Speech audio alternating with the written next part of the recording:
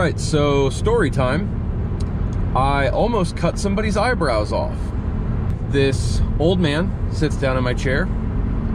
He tells me, I want a one all over. Ears, eyebrows, everything. Alright. So I do the whole head, one all over. I go over it twice. And I look at him and I go, you said eyebrows too, right? He goes, yeah. And I just get ready to touch the clippers to the eyebrows, and I think I should clarify. And I said, you want a one on your eyebrows? Because I'm thinking, you're not gonna have any fucking eyebrows, bro. And he's like, oh, no. Just you know, trim them up a little bit. And I'm like, okay, cool. I'm like, damn, man, you need to be a little bit more specific, because you just about walked out of here with no eyebrows. So that was my day.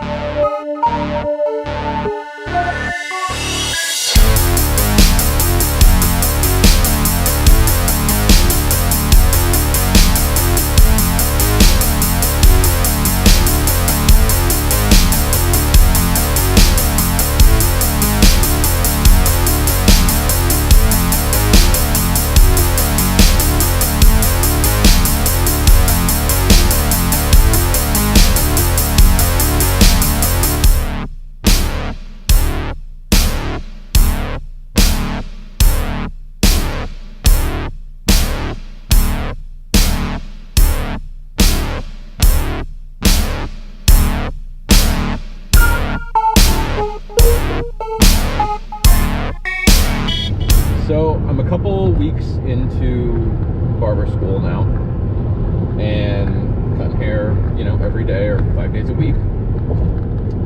And today was the first day that I really fucked something up.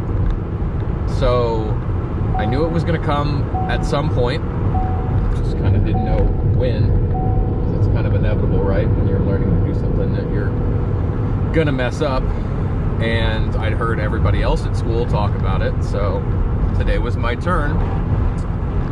And what I did was I was doing a clipper over comb on a crew cut, trying to blend in the top and the sides, and clippers slipped off my comb and right here in this guy's head, way above where I intended to have it blended that short. And I looked at it and thought in my head, oh fuck.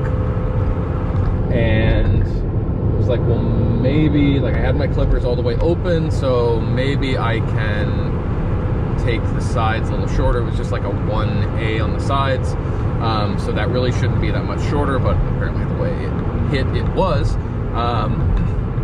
And so I tried to blend it out a little bit, and I'm just like, this isn't working, and I know I'm probably gonna end up making it worse. So I just had my instructor come over, and I called for a check, because I don't want the guy to know. Call for a check, my instructor's walking over, and I'm just make direct eye contact, and I'm just, yeah, I'm having a little trouble with this blend right here. I don't know if you can see that. He's like, yeah, I see it. Okay. But he fixed it, so I don't know if that's a good thing or a bad thing. You know, it's a nice security blanket of, you know, I'd have to really screw up bad for him to not be able to fix it, because he's good at what he does. But then it's like, well, if he hadn't fixed it, and I'd had to be like, look, dude, you got this line in the side of your head now. So I went tonight to see The Curse of La Llorona. And I've been seeing previews for this for a while now, and it wasn't something I was super excited about, but I had a day off work today. My girlfriend said it's the only horror movie that's playing that we haven't seen, so let's go. So we went.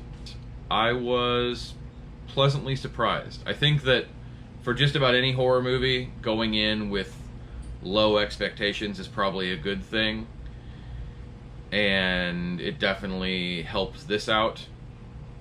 Spoiler alert, if you haven't seen this, there's something about it that I didn't know. I don't think it was in any of the marketing for it, and maybe it was something that was intended to be kind of like a plot twist, or something that, you know, you didn't get without seeing the movie. But it's part of the Conjuring universe, which I didn't know. Apparently every horror movie that comes out now is going to be part of the Conjuring universe. Stephanie? What? The closet door just opened on its own.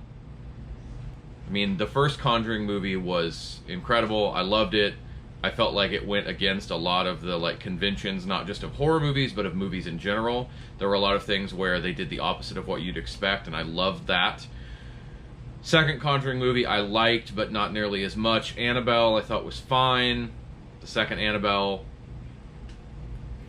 was not as good. The Nun I absolutely hated. I thought it was one of the worst movies I'd ever seen.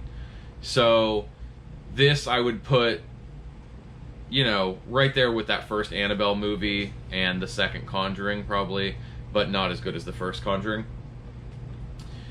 It was more or less exactly the kind of story you'd expect from the trailer. No real surprises other than, obviously, it being part of the Conjuring universe. But I liked it. You know, if you like that kind of movie with the evil demonic spirit or whatever, they have kind of a formula, and it doesn't really deviate too far from that. So it was solid enough, you know, an average major studio horror movie. And if you're into that, I would say go see it, or at least see it when it starts streaming, wherever that is. My only real issue, I think, is not something that is specific to this movie. It's just kind of a genre thing, and I'm not super into the evil spirit, ghost, possession thing, despite the fact that I'm wearing an Exorcist shirt and it's one of my favorite movies of all time. I think that's kind of the exception to the rule, that it is different than most of the movies of that genre, and they're so similar and follow the same beats and that kind of thing that it, a lot of times it just kind of bores me. I find myself checking my phone.